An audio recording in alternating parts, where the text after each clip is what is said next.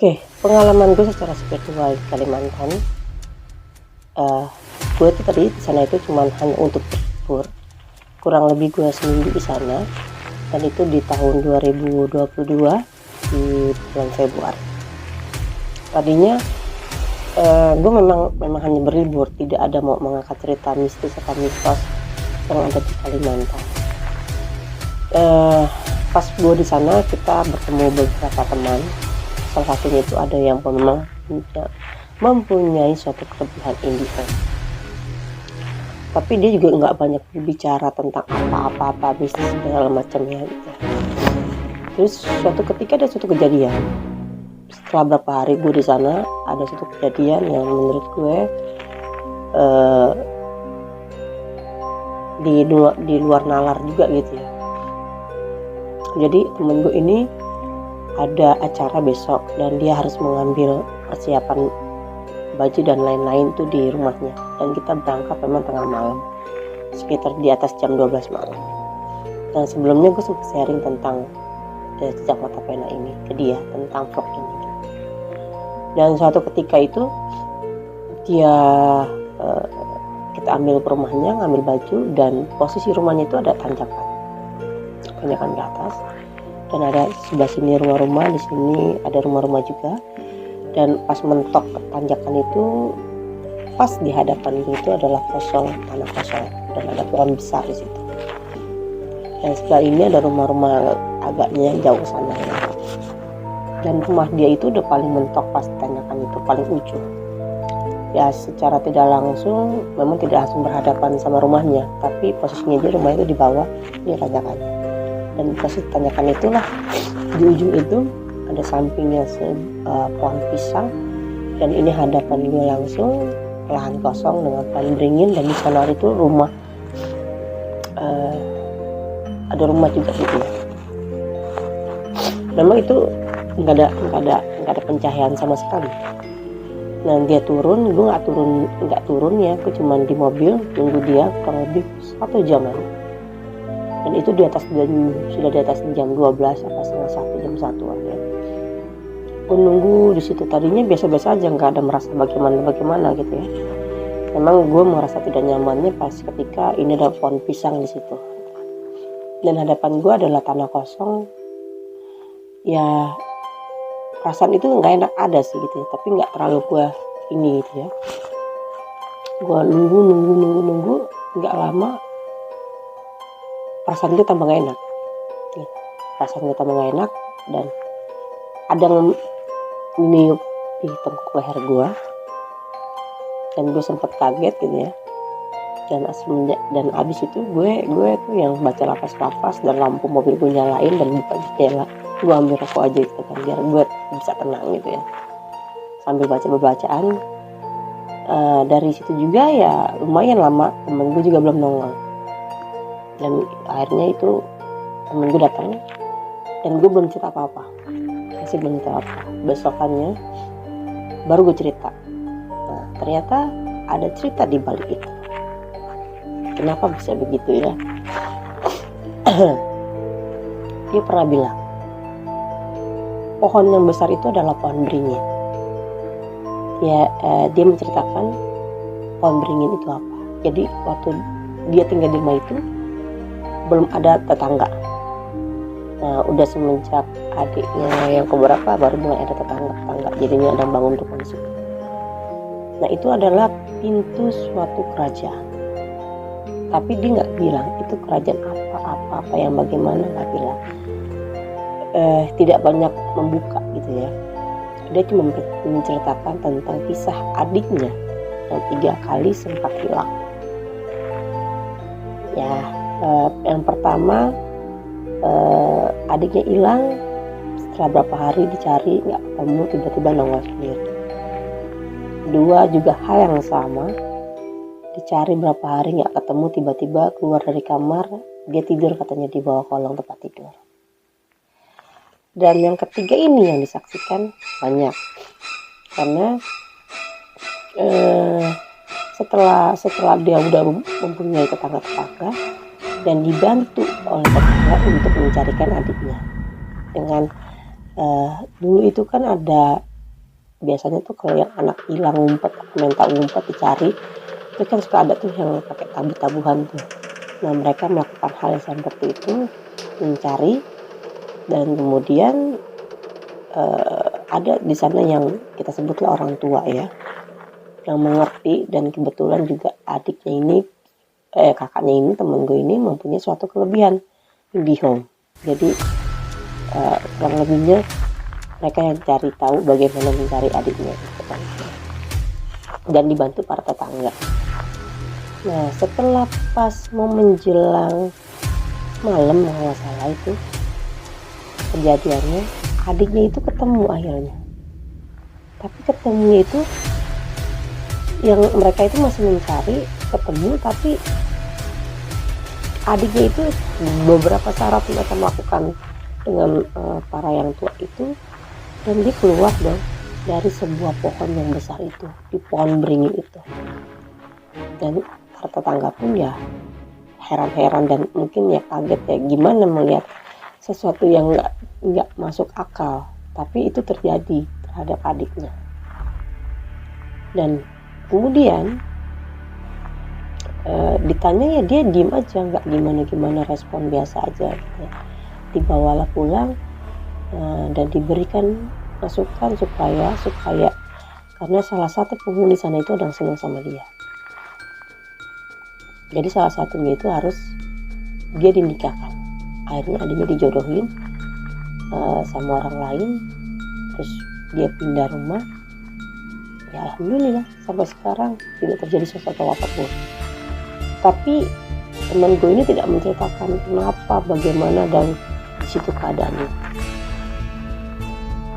Kemudian hari-hari kebesokannya gue masih ya seperti biasa kita jalan ke sana ke sini, dan memang di mana waktu itu gue bilang ke pantai yuk gitu ya. Nah dia baru ingat ada tempat satu pantai, dia punya temen yang mereka Mia gitu ya.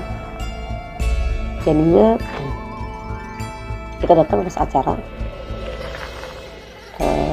ke sana, terus ngobrol-ngobrol sebentar, nggak lama ditinggal. Akhirnya kita dikasih tempat di sana, buka kayak tenda, bukan tenda ya, villa-villa kecil gitu ya di sana.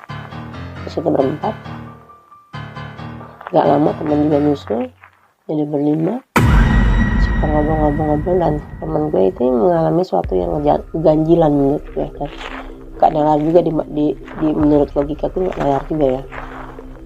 Kita ke pinggir pantai, temen gue yang lain udah mundur, nggak mau ikutan gitu ya, udah ketakutan mereka sendiri. Akhirnya gue nemenin temen gue ini jalan sepinggir pantai, dan dia itu banyak diem. Terus dia bilang, kenapa gue nggak boleh kesana, kenapa gue nggak boleh kesana. Dan itu yang menjadi pertanyaan gue, ya buat apa juga nggak kesana kan gitu ya. Tapi dalam hati gue baca lafaz aja lah ya, lafaz Allah terus ya, nggak ngerti. Karena itu kejadiannya tengah malam, takutnya gue ya terjadi sesuatu ya yang kita nggak mau inginkan. Kemudian dia berhenti satu pinggir pantai, dia diam, dan gue pun juga diem kan gitu ya. Dan gue lihat ada seseorang bayangan hitam dari tengah laut berjalan mengarah ke pinggiran. Nah, ketika sampai pinggiran itu ada sih suara orang berjalan di air tuh ada. Sampai ke pinggir-pinggir, dan gue perhatikan gitu ya, karena gue juga memperhatikan temen gue, sampai akhirnya ini orang bukan ya. Tapi gue terus perhatiin. Terus dia ke jalan ke sana sampai ke pinggir. Ya pas sampai di pinggir itu dia sosoknya seperti laki-laki, bapak-bapak. Tapi kalau di tengah pas di sana kayak siluet aja, bayangkan. Terus ke sana ke arah, lama-lama gue lihat jalan dia hilang. Dan temen gue jalan lagi ngajakin ke sana. Gue ikutin lagi. Karena dia apa yang dia mau gitu ya. Nah, nggak lama nanti lagi sejenak dia datang lagi tuh dari sana kan, ke arah yang tempat jalan semula. Kalau secara logika itu kan ada kayak, kalau orang apa ya namanya itu buat foto-foto apa gimana gitu kan, ada kayak semen bisa buat jalan ke tengah-tengah, pakai itulah menggunakan. Kalau mau foto-foto ataupun mancing mungkin pun juga bisa, tapi kan nggak perlu harus jalan ke pantai ke tengah-tengah, kan nggak masuk akal juga ya secara logika gue gitu ya. Kenapa kalau memang dia mau mancing, kenapa nggak di itu aja, kenapa dia harus ke dalam airnya? Dan dia jalan lagi, dan gue ngeliat ada pancingan juga sih, jalan, dan dia bawa tentengan, dia jalan lagi, terus dia ke tengah lagi, dan juga seperti biasa lagi, dia lewat bayang hitam jalan ke tengah, dia pakai baju putih celana pendek, harusnya kan kelihatan ya di bayangan hitam, dia pakai kayak siluet gitu, terus lama-lama hilang lagi, entah apa itu maksudnya. Dan kemudian ya gue sama teman gue ini ya cuman ya, karena dia lagi fokus dengan entah apa yang terjadi juga, apa yang dilihat gue nggak paham. Akhirnya kita itu balik ke apa namanya, ke saung apa villa ya, maksudnya kayak rumah-rumah kayak pendopo gitu juga sih. Kita balik bersama yang lain gabung, terus tadi dan mungkin masih biasa kita bercanda lagi, ngobrol lagi gitu ya. Nggak lama tingkah lakunya itu seperti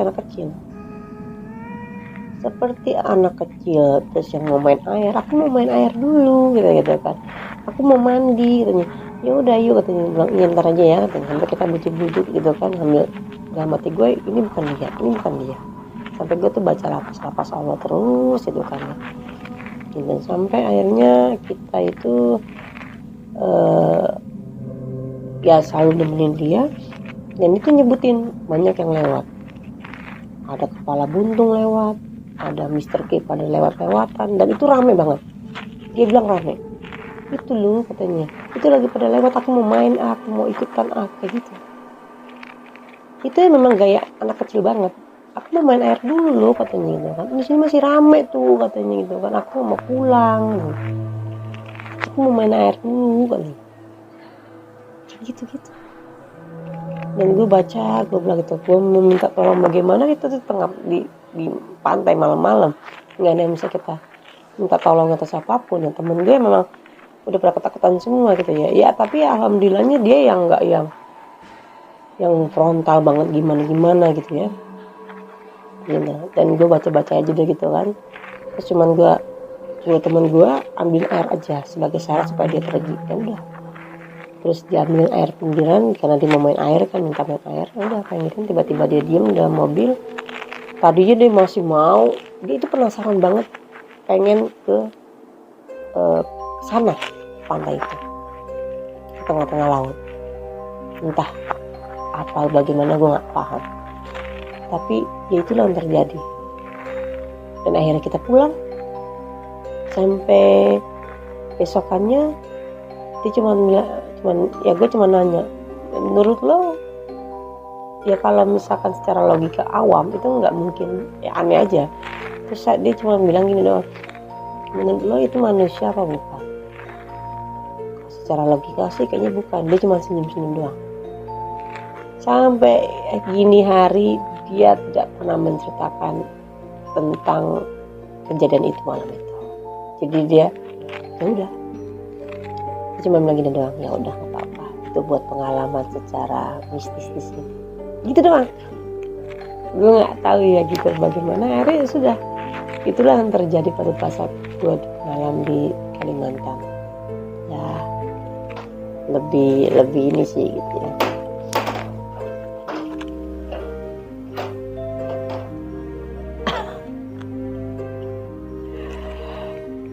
Oke guys, sampai ketemu lagi di Jejak Mata Pena dengan story-story yang lainnya. Mungkin kalian kalau ada pun yang mau berbagi cerita di sini juga boleh, silakan tinggal kirim by email, nanti akan gue bacakan ya. Oke, thank you banget semuanya.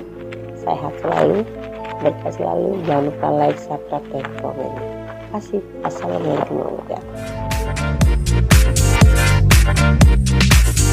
wabarakatuh.